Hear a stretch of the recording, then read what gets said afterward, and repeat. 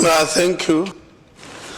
The chair and our speaker of the ECOWAS Parliament. May I acknowledge the presence of the President of the Republic of Guinea and Chairperson of the ECOWAS Authority of Heads of State and Government, and President Umaro Sissoko Embalo, and also His Excellency, the President of the Federal Republic of Nigeria, President Muhammadu Buhari, the Honorable President of the ECOWAS Commission, Dr. Omarolio Toure, the Speaker of the ECOWAS Parliament, Honorable Dr. Sidi Mohamed Tunis, and the President of the ECOWAS Court of Justice, President of the Senate of the Republic of Nigeria, Speaker of the House of Representatives of the Federal Republic of Nigeria, Chamber of Councillors, Morocco, Right Honorable Mayara, distinguished guests, ladies and gentlemen. I bring to you the fraternal warm greetings from the Bureau and the entire membership of the Pan-African Parliament, based in South Africa, Midrand, but being the third organ of the African Union. May I express gratitude to the Speaker of the ECOWAS Parliament, Dr. Sidi Mohamed Tunis, for extending an invitation for us as Pan-African Parliament to be here and convey a solidarity message at this official opening of the second ordinary session of the 5th Legislature here. Let's put it a session. I feel obliged to stand here this morning to deliver this message, because the ECOWAS Parliament has worked with Pan-African Parliament on many occasions, and your leadership of this Parliament has been at Pan-African Parliament several times, and we are also obliged to reciprocate the good gestures that we have received. But because this is a solidarity message, we should not take too long. Let me share the following. We stand here because we share a common purpose with Pan-African Parliament. I'm aware that the Continental Parliament, called Pan-African Parliament, experienced some challenges in the last 2 years. First, COVID. Second, we had an issue for which we want to express gratitude to the ECOWAS Parliament, because you have escaped this problem or avoided it. But the Continental Parliament got into the trap of not respecting those values that ensure that a grouping of this nature at regional level or continental level remains glued together. And that is the principle of rotation. We had a serious problem with the issue of rotational leadership. In fact, since 2015, we had 3 elections at which other regions complained that maybe one region was dominating.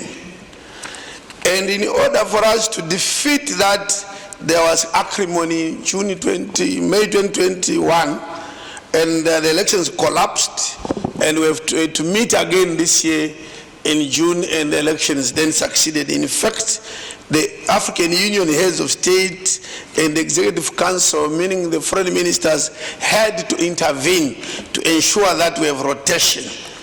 And to actually make it clearer, it reminds me of the lion and the fox who went hunting.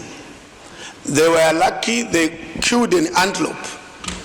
And when they were sharing, the lion said, the fox, please, can you share between the two of us?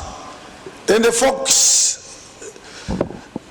put some hip there for the lion and hip for the fox. They were equal. The lion says, what is this? Please, can you do it again? And the fox had to put a hip twice higher than that of the fox. And then the lion said, this is what I want, this is very good. So the lion had to double the share to make it fair. Rotation ensures equity and fairness. And we are now on that road. So we are now back to rotation, entrenched now in our own rules and regulations, which we amended to ensure that there is a rotation at PAP. We even ensured that no country, no region out of our 13 committees, no region got a larger share of chairmanship of committees or deputy or rapporteurs. We ensure that we're almost equal as regions in terms of the number of committees that each region shares. And everybody is very excited with that. So I'm here to say we are together. Let's work together because our own rules compel us also to do so. Article 11, paragraph 7 of the PAP protocol is read with rule 41, rule 4, sub-rule 1, sub-rule E of the rules of procedure.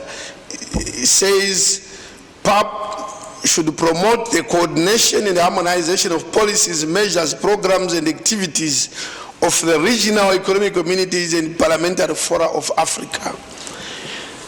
And when we look at the ECOWAS, one of the ECOWAS functions is the ECOWAS, the Supplementary Act relating to the enhancement of the powers of the ECOWAS Parliament, says ECOWAS Parliament will ensure the full participation of the West African peoples in the economic development integration of the region.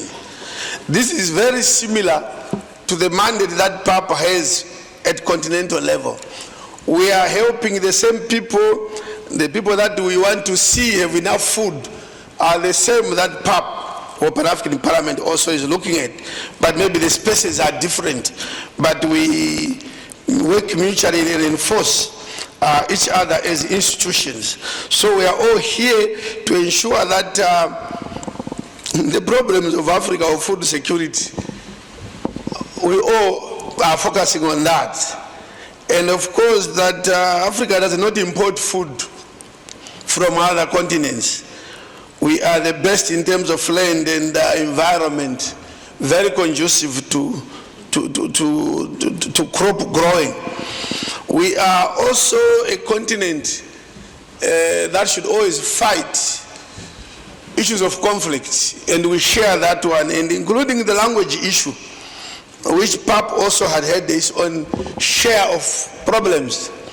We also have 5 languages: English, French, Arabic, Portuguese, Swahili.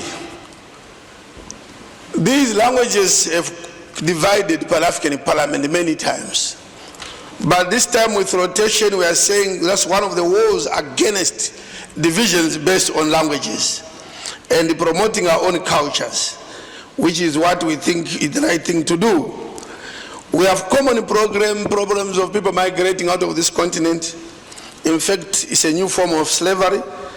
We also have the issues of peace and security and constitutional changes of government. As PAP, we share those problems, issues of economic growth on the continent, and we have our flagship programs, things like the Agenda 2063, which even as ECOWAS, you are also seized with issues of now the Africa Continental Free Trade Area, which is a great opportunity for us to work together. So I'm here to say, please, we are brothers. We are brothers. Let's ensure that Africa also is seen as an effective player on the world space, including education, which is relevant. When people in Germany go to school and graduate, their education helps them to manufacture, design cars. Elsewhere in Japan, why doesn't our education also equip us to do the same? We get educated, but we seem not to be getting there. And one problem is that we don't have common values. Our cultures have been lost. And I want to say, you know, there's no way in the world where a country or a continent develops by abandoning their own cultures. All the strong countries are very strong on values and cultures. And that doesn't mean going back to the primitive age. It only means that we have to be proud of ourselves, inspired that we are West Africans, we are Nigerians, we are Ghanaians, we are from Niger. Feel that you are a full person also who can make a contribution. And on that note, I want to thank Nigeria also, that Nigeria, you have supported this parliament, ECOWAS, and the community. I wouldn't avoid saying, I think, and the ECOWAS is one of the best configuration in terms of regional coordination and regional setup. You remain, I think you are on the African continent, one of the best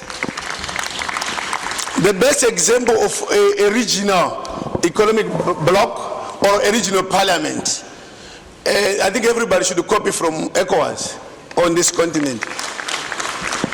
So I came here to tell you that you are doing very well. Can you continue on that path? Thank you very much.